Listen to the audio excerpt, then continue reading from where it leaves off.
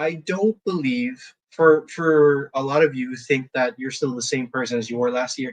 I really don't believe it really is impossible to be the same person you were, because first and foremost of all, every experience that you've had in the year 2024 has either changed you for better or for worse, hopefully for better.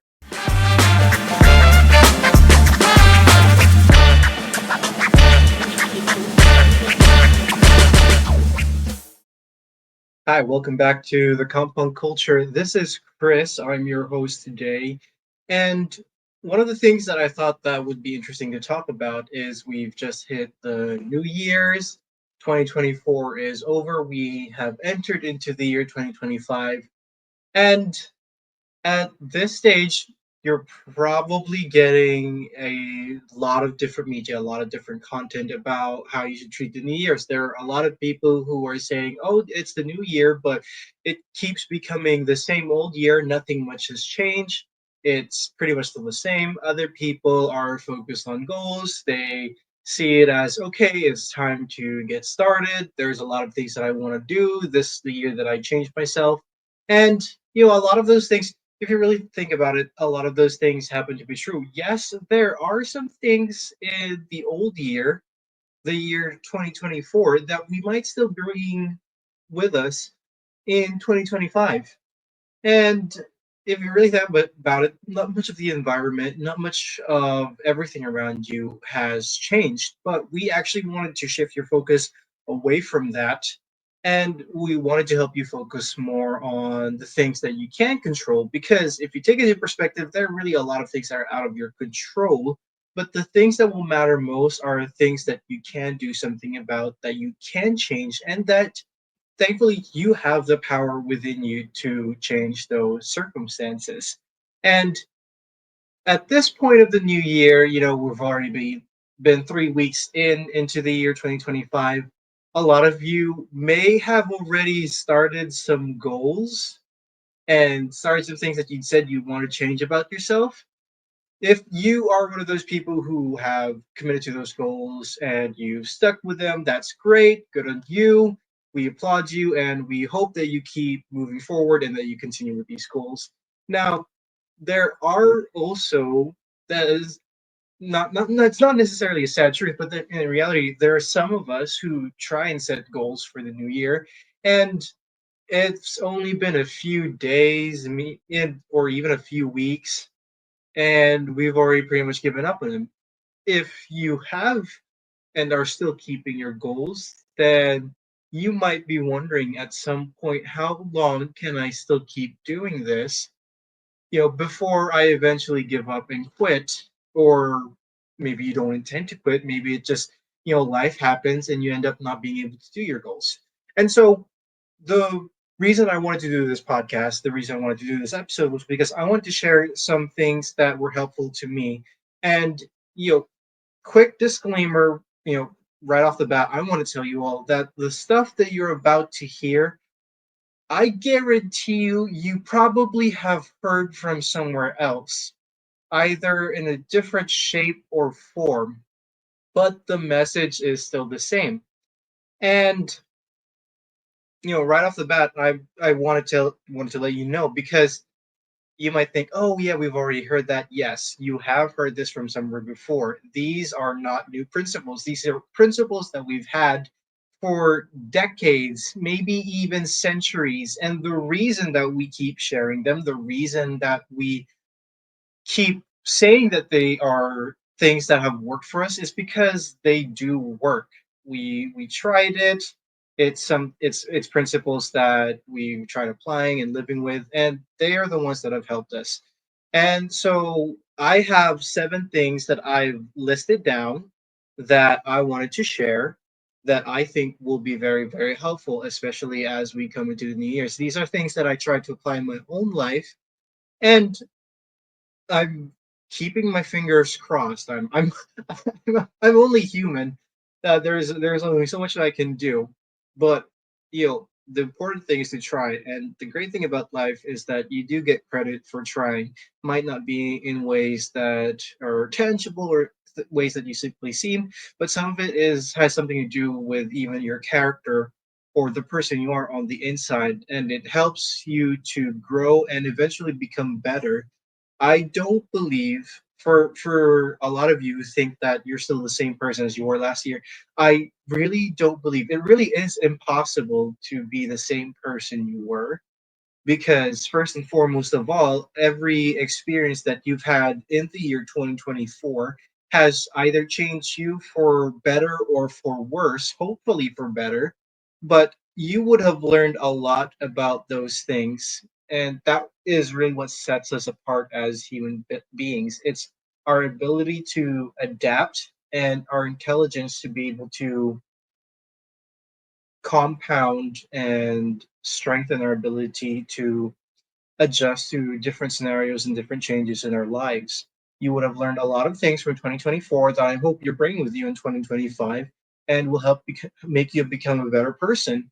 And every experience that you're going to have this upcoming year is going to help you become a much different person than when you began this year. So let's see where things go. So first thing that I wanted to share is, and right after that, I have to let you guys know, the first thing that you have to understand when you're trying to set goals, make sure or expect that it is going to be uncomfortable. Make uncomfortable normal, because there is no such thing as comfort whenever you're trying to stretch and grow. There's a lot of things on this earth that you'd be surprised that has to be broken down before they could reach their full potential. One of the things that is commonly shared in my faith, in my religion, as a Christian, as a member of the Church of Jesus Christ of Latter Day Saints, are diamonds. So diamonds have to go through a lot of pressure. They have to go through this process that brings out their greatest qualities. And if you really think about what diamonds are, so I'm not a chemist, but like one of the main properties of diamonds is that they were basically pressurized carbon. Carbon is a very, very common substance. It exists in every living thing, and it's not exactly something that you would find as rare or majestic or beautiful. Diamonds, on the other hand, because of all that pressure and because of the qualities that they have, and because they are also rare and hard to find, they're hard to mine. Most of the time, you find these diamonds in places of high pressure areas. Those places of high pressure areas are places where it's very, very hot. You're very, very close to magma, and you're typically close to volcanoes. Those are that's what makes diamonds so special, so unique. But it had to go through a huge amount of stress and pressure just to get to where it is.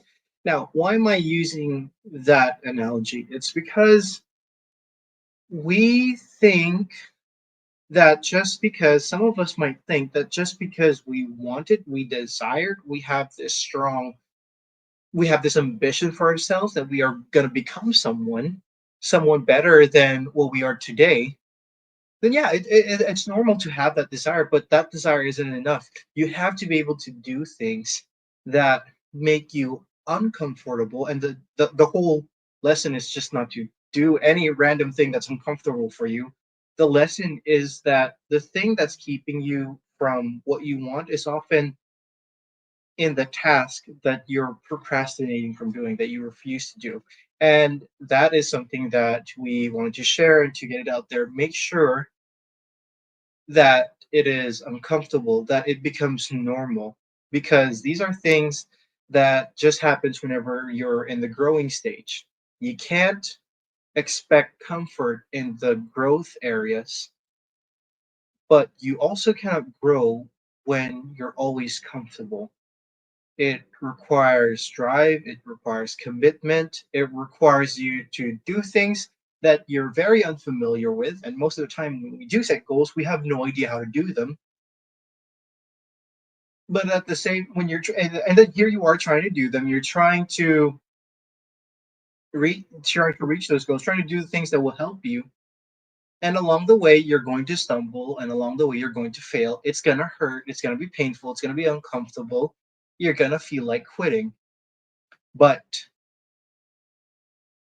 at the same time, you have to realize that it is all part of the growing stage. And the thing about life is that you're never really gonna stay in the same place. You're always gonna have to grow. You can't be stagnant. You just cannot.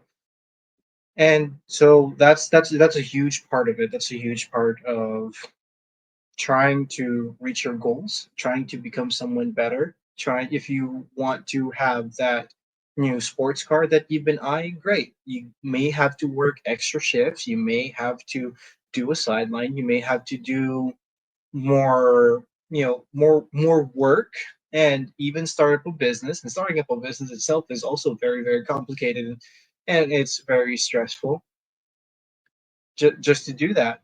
You might want to spend more time with your family.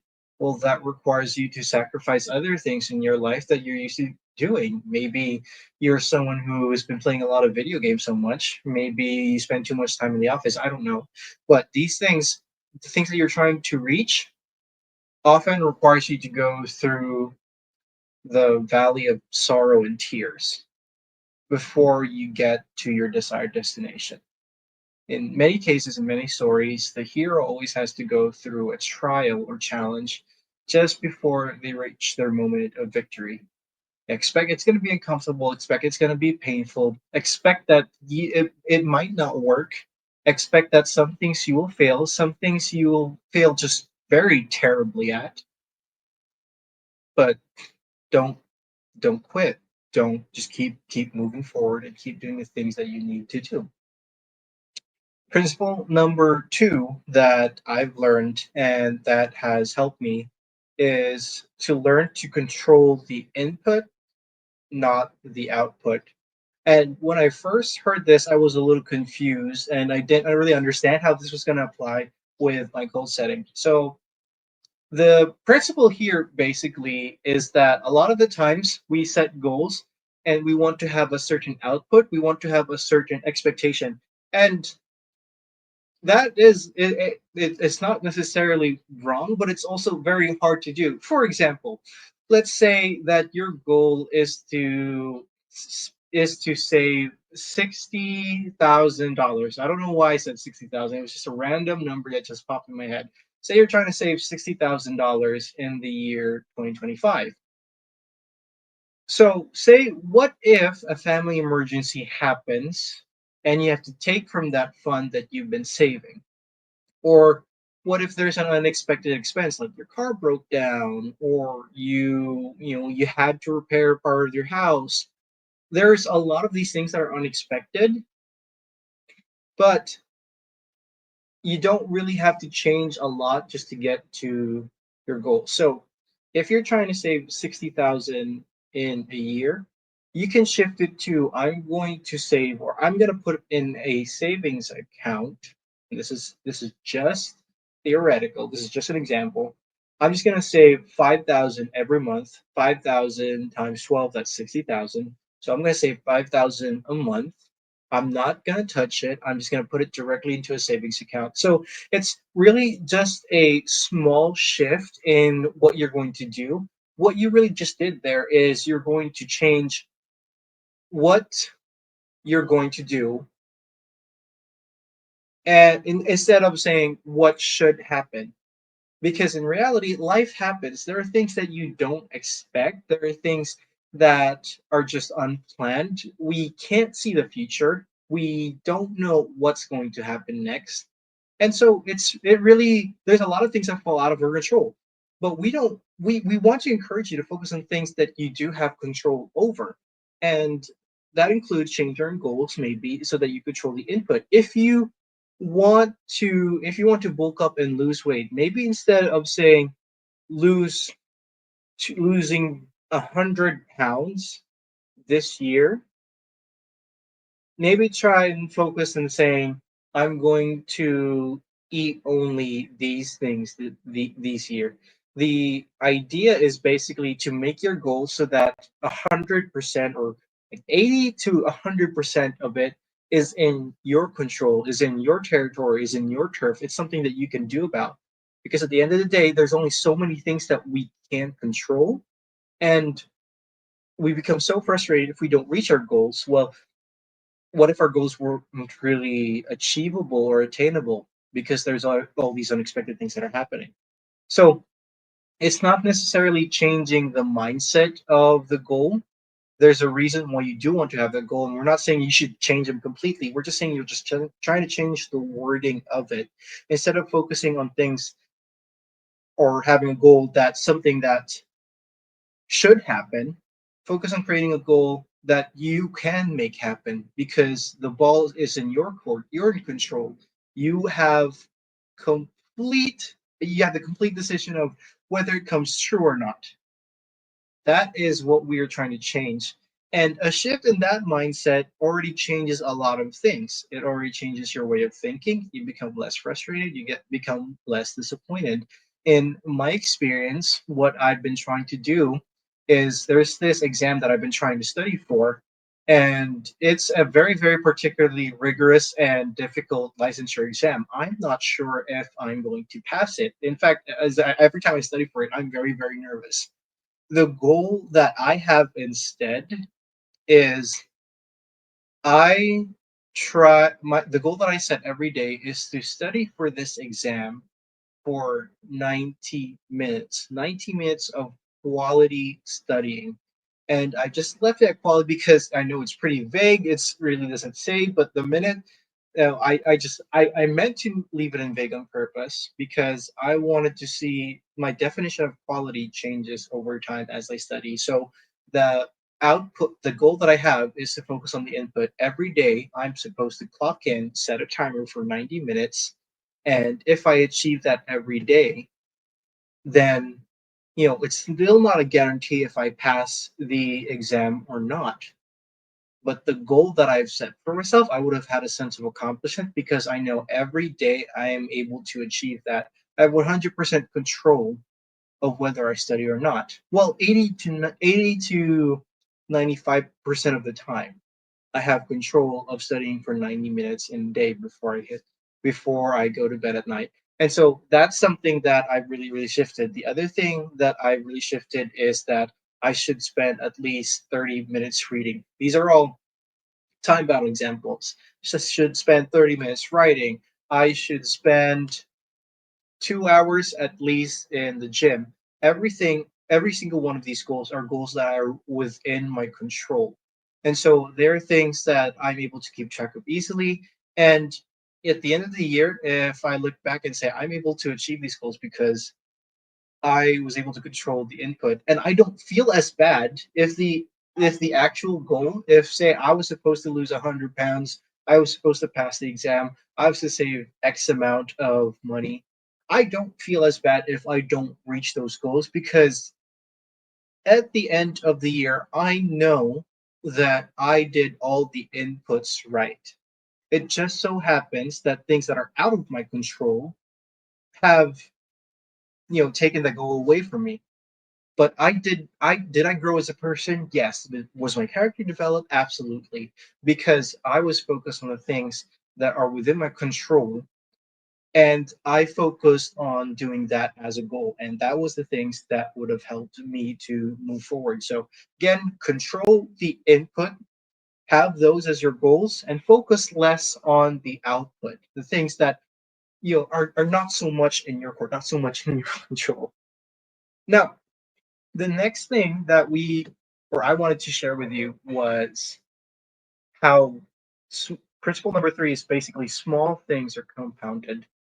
One of the scripture verses in the Book of Mormon, and for those of you who are possibly watching this who don't know what the Book of Mormon is, you've heard of the Old Testament and the New Testament. Well, the Book of Mormon in the Church of Jesus Christ of Latter-day Saints is another set of scripture that was written in a different region where God still calls prophets in that region, and records the history of those people and what happened and things that they have learned.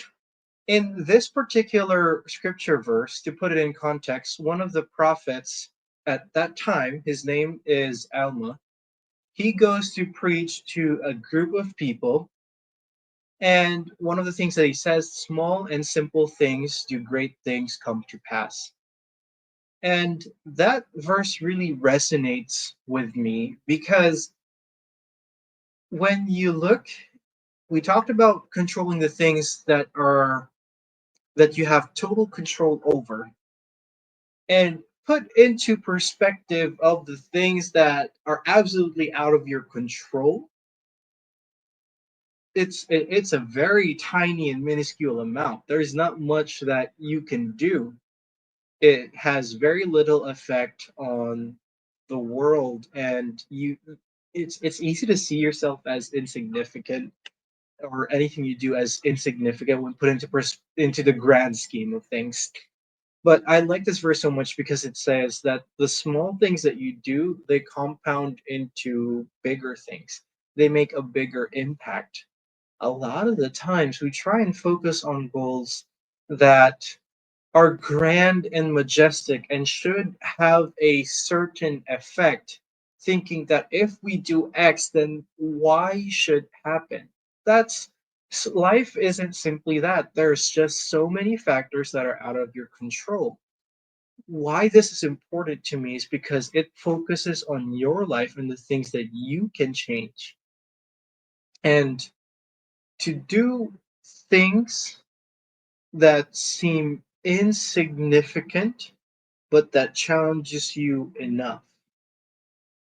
James Clear, in his book The Atomic Habits, he mentions how if you do 1% of things differently, that would compound into a vastly large amount. I don't remember the amount, but he basically says that 1% of change every day compounds. And that's the similar with life.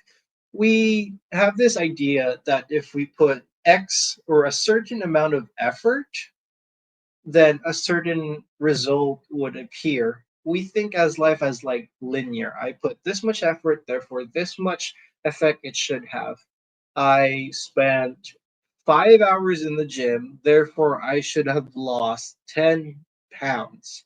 That number sounds kind of crazy, right? But that's the idea of it. It seems far fetched because at the beginning, when you start to do things, when you start to do the small things, it will seem like nothing is happening.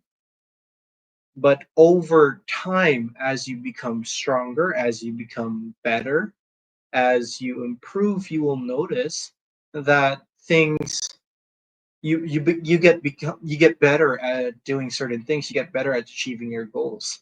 One of the quotes that I really like uh, it was a quote that says, "Small."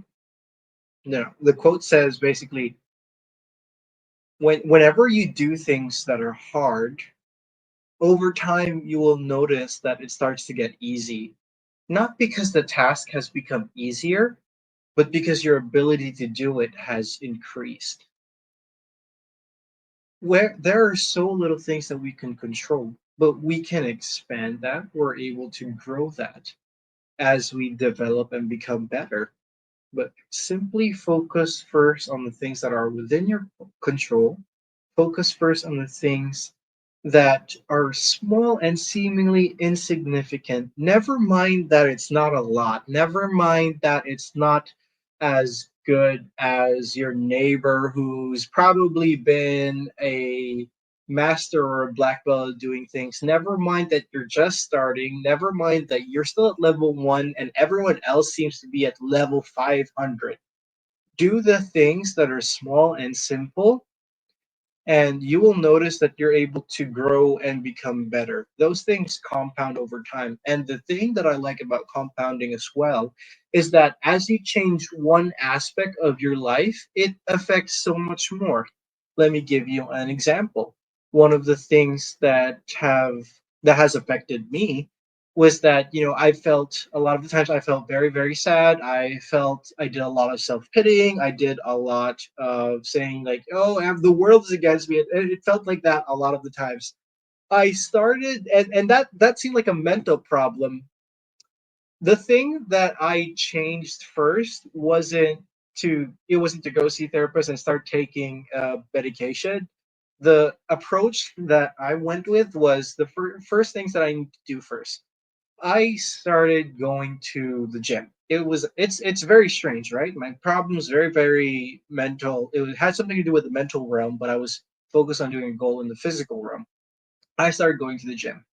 After I started going to the gym, I started to think, okay, I've done my exercise. I feel I sleep better at night. So that's another goal that I was trying to achieve. I was trying to improve the quality of my sleep, and I was able to do that because whenever you go to the gym, your body feels more tired and you're able to better rest. Your body doesn't, you can't force your body to sleep if it's not tired. And so going to the gym was my way of doing that. And so my quality of sleep improved. When the quality of my sleep improved, I noticed that my ability to cope with my sadness, my depression, if you want to call it depression, and my mental difficulties and challenges, it became easier. And in the spiritual aspect as well, I noticed I was able to better serve because I wasn't self-pitying all the time. I wasn't feeling sorry for myself all the time. I wasn't looking inward, or I wasn't focusing on myself a lot. In fact, I started focusing on myself less. And when I focused less on myself, I was able to focus on other people, on how I could help them with their problems. And when I focused on that, my spirituality would started to increase. I started to feel that I was a more religious and more spiritual person. And so that's one of the beauties of compounding. It doesn't just affect one area of your life, it really compounds. It really starts to change a lot of different things. You will not notice the results the first time or the second time, the first day, the first week, sometimes not even the first month. And for a lot of different things, sometimes not even a decade or a century, or maybe not in this life. But it does become relevant. It does start to show, and it does change other areas of your life. And you will really start to see that as you do the small and the simple things. It's all about everything that you have control over and doing those first. Principle number 4. Now, in order for you to benefit from the compound effect, there's something that you need to have, and that is called momentum. So, compounding only works if you keep moving forward, if you keep that momentum and keep going upward. Once you stop, you actually start to decline, you actually start to slow down, and it becomes harder to do your goals.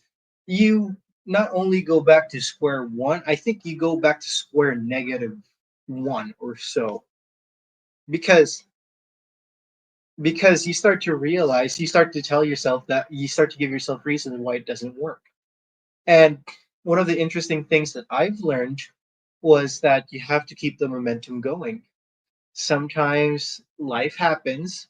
You skip a day at the gym, you ended up breaking your diet, you have a family emergency, you can't really save up, you are not able to go to church that week. Life happens for different reasons, and for everyone it's very complicated, and sometimes we're not able to do the goals that we want to as consistently as we probably have hoped at the beginning of the year, and that is okay, because the important thing that matters is to get yourself into character, to be persistent, to keep doing the things, to not quit, to be dedicated, and to keep that commitment to yourself alive. Sometimes you'll miss a day, sometimes you might miss a week.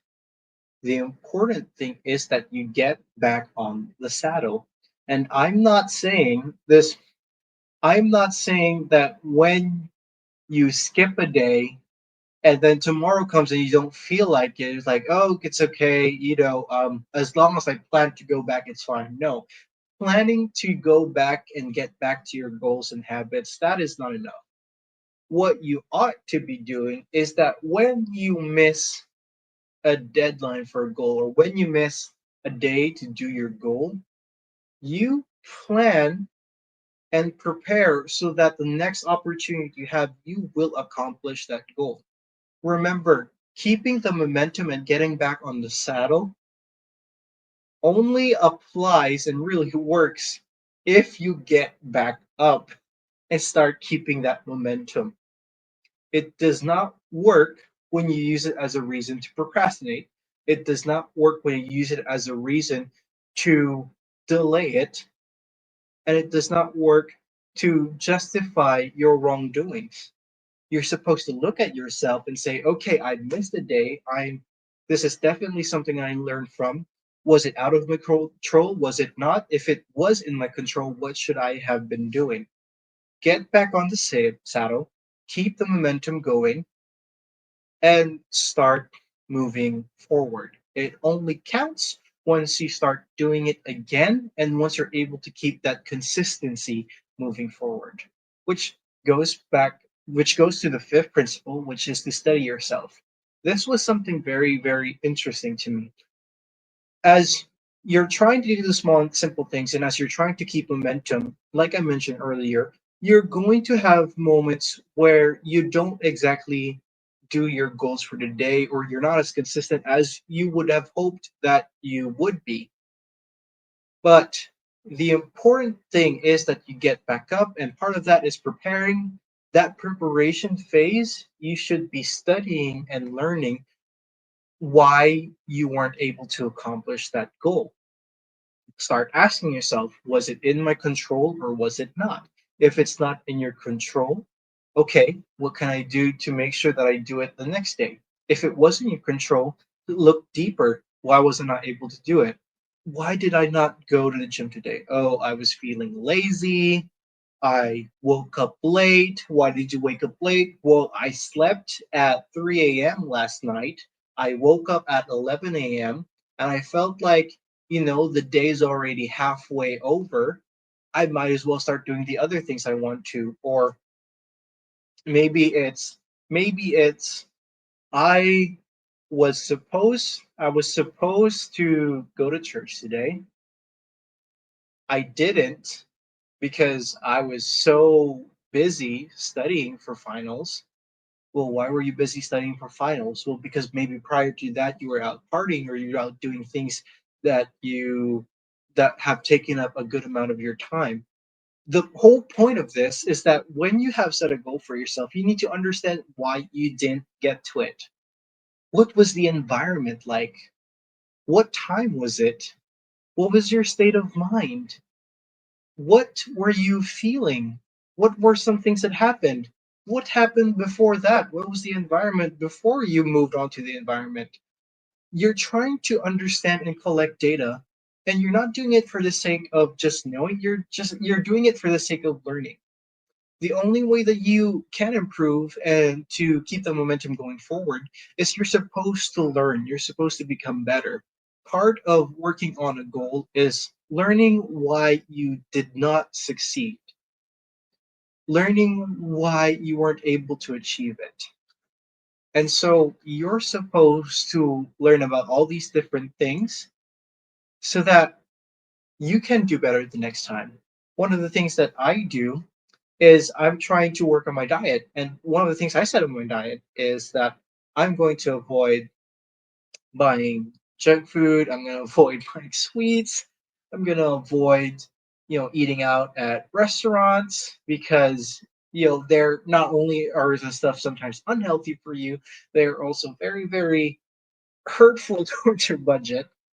And one of the thing, and I have a note, I have a notebook that basically states every time I eat out, I ask myself, what was the environment like?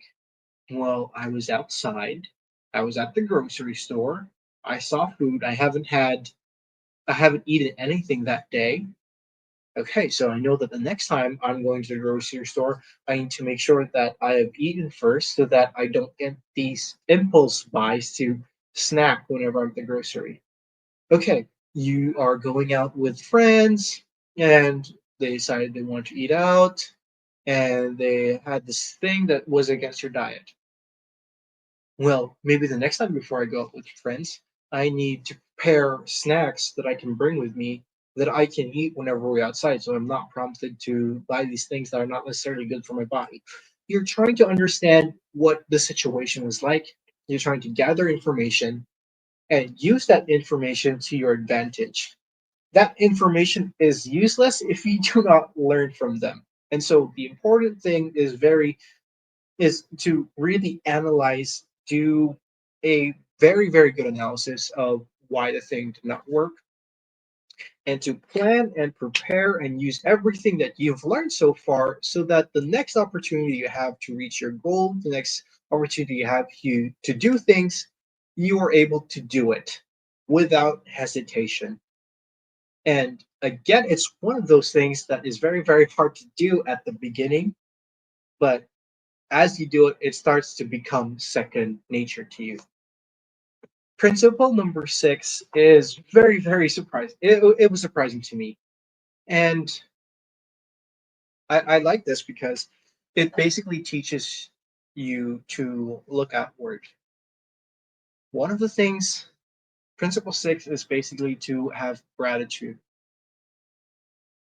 One of the hardest things about working towards your goal is that you have to be focused on self improving and you have to be focused on yourself. And one of the things that makes goals so brittle, so fragile, is sometimes we set them for ourselves. Surprising, right? Like I don't know. This was very very surprising to me. And sometimes we are not very good at keeping commitments to ourselves. We are the person that we fail the most is ourselves. And so one of the things that I've done is I've associated my goals for the purpose of other people. Let me give you an example. My One of the things I've hoped for is that I could serve a certain amount of money so that I'm able to buy a house and I'm able to afford these different things and I'm able to basically start having more passive income so I don't have to work as much. And the reason that goal is so important to me is because one of the things that I really want to do is I want to become a dedicated father and a good husband. I want to have enough money that when my kids break something or if they scratch my car, I'm not hoping they would. But what I'm saying is that, when they make mistakes, I will know in my mind that I have enough in I have enough savings that I can cover the damage and I do not get angry at my children. I do not vent out my frustration towards them because I know what it has felt like. That is one of the reasons that I want to have enough passive income or to be wealthy is so that I do not have to scold my children for mistakes. And there's a difference between mistakes and literally doing bad things on purpose. And that's basically what helps me progress towards my goal. Every day I think to myself, okay, I have to work so that I can have X amount of money so I could start saving it and growing it and have this passive source of income so that I'm able to be independent and self-reliant to the point where I do not have to school my children. I'm doing this for them. I do not have kids right now. I am not married right now. But I know that someday I will eventually. And so I want to prepare for that moment. Another example is going to the gym. When I started to notice that my frustrations, much of my emotional state had something to do with my physical state, and there are a lot of studies that show that your mental well-being and your emotional well-being is linked to your physical health. When I learned that, I started to tell myself that I cannot be in the state where I am always, I'm always sad or depressed, or I feel like I can't do anything. I cannot be in the state where I pity myself all the time. It is not healthy. But I wasn't doing it for me. I'm doing it so that whoever I end up with in the future would not have to suffer because of my emotional and mental instability. That is one reason that I'm focusing so much on other people. And where does gratitude play in this? Gratitude plays in that has a role in this because when to be able to get to the point where you start setting goals for the sake of other people, you first have to be grateful for what you have and to appreciate what things are and to appreciate the people around you. I don't think I am able to set goals for my future children and my future family if I did not have a deeper sense of gratitude and appreciation for the people who are with me today. Nor would I have appreciated the effort that I put into myself, and I would have been a much crueler version towards myself if I if I was not grateful for the effort that I put in every day. Gratitude for me is like the first step before you're able to start doing things for others. It's the first step to stop looking inward and to start looking outward. It's a key principle to living a happier life. Much of the sadness and much of the frustration we feel is because we are focused on what we don't have, but having a deeper sense of gratitude and appreciation for what we do and everything we've been given. We are able to, we're then able to be kinder to ourselves and to other people and to do things that really, really matter. It starts to put things into perspective. Going on to principle number 7, and this is the last principle. I basically mentioned this. It is basically to keep going forward. There is going to be a lot of times where it feels so much easier to quit. And believe me, trying to achieve every goal that I've had up to my age, up to to this late in life, it is easy to pack it all and say, you know what, I'm just gonna stop. And it's easy to just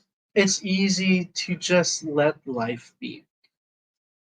The reason One of the things that differentiates the principle 7 and keep going forward to keeping up that momentum, which is principle number 4, is because it's understanding first and foremost that if you are not moving forward, you are not staying stagnant. That's not how life works. You're either moving forward or backward. You're either improving or you're not. There is no middle ground. There is no staying the same person as you were. Just why I mentioned earlier, you're either this year, at the end of the year 2024, you were either a better or worse person. You cannot stay the same. You have different experiences, you have different situations, you've been placed in different environments. Everything is changing around you, and that would have resulted in you changing as well, either for better or for worse. So focus on keep moving forward. After you reach, say, at the end of this year, you were able to keep all of your goals. Like it's year end December 31, 2025, 11:59 p.m. You've reached all of your goals. You were able to hit them. Don't stop there. You're supposed to keep moving forward. Focus on the next best thing. Don't get me wrong, you're supposed to celebrate and appreciate what you were able to do so far, but that is not where you're supposed to stop. That is not the end goal. And I believe that in this mortality, in this life that we have, we are supposed to become better and better. And to become better and better, we need to constantly be growing. It is okay to slow down. It is okay to like take a break. It is not okay to quit growing.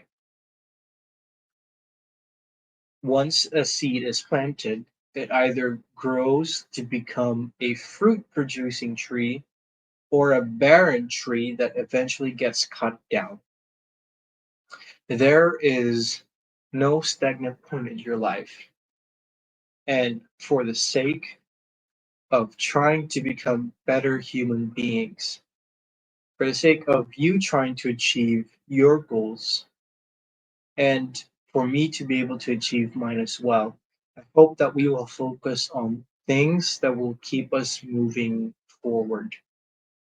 Focus and think about how you can become better. Keep that ambition alive. Your goals may change, they may take another shape or form, but the important thing is to keep moving forward, become better, be better, to transform. You have so much potential and there's so much that you can become, but it will require you to do these things over and over again. Stephen Covey in his book Seven Habits of Highly Effective People, he said that one of the things you have to do is you have to sharpen the saw. And so do that so that you keep becoming better. Keep doing the small and little things. They are the things that will transform the world. We have a lot of potential. There's a lot of things that we can do. I think I'm going to end this podcast with a story that I've heard years ago. This was like way back when I was younger, and that story goes on and starts by saying that there was a man who, when he was a child, he dreamt of changing the world. As he grew older, he started to realize that he couldn't do much to change the world, so he decided to focus on changing his country. As he grew older, he realized that he couldn't do much to change his country, so he was going to focus on changing his community, his town, his city, his local area. Once he got married, he realized I can't really change my local area, my community. So I think I'm just going to focus on changing my family. As he grew his family, he started to become very, very frustrated because things didn't go always go his way. When he was on his deathbed, he started to think about all the things he ended up not doing. And then he started to ask, what if I started to focus on changing myself? That was when he realized that if he focused on changing himself, he would have had an influence and become a better example for his family. As his family started to follow his influence and his example, they would have been changed and start to influence and become an example for the community. As the community would start to change, it would radiate that same example and influence towards their own country. And in their own country, as that continues to resonate and change, it would have influenced and changed the world. The greatest things happen from the smallest of changes. Focus on the things that you can change. Focus on becoming a better person, a better version of yourself. And as you do that, you may not reach perfection in this life, and we're not supposed to, but you will become a better influence and example for others to follow, and you would have changed the world for better. One of the things that we might not notice is that in our lifetime, we might not see the impact that we have on the world. But every small and seemingly insignificant action has an impact on this world in the present and in future generations to come. As you focus on yourself, I hope that you will start to see those changes in your life and that you'll continue to give gratitude for everything that you do and everything that you have and the people around you as well. And you will notice that there are these amazing changes. I really hope that this is something that you will resonate with and that you found this helpful. I look forward to seeing you guys at the end of the year. I really hope that this is something we can do together as we achieve our own goals. Hopefully, by the end of the year 2025, we would have become better and we'll start this all over again to improve for the better at the beginning of the year and of 2026. So, yeah, this is Chris Manongdo from the Philippines, and yeah, that's the podcast for today.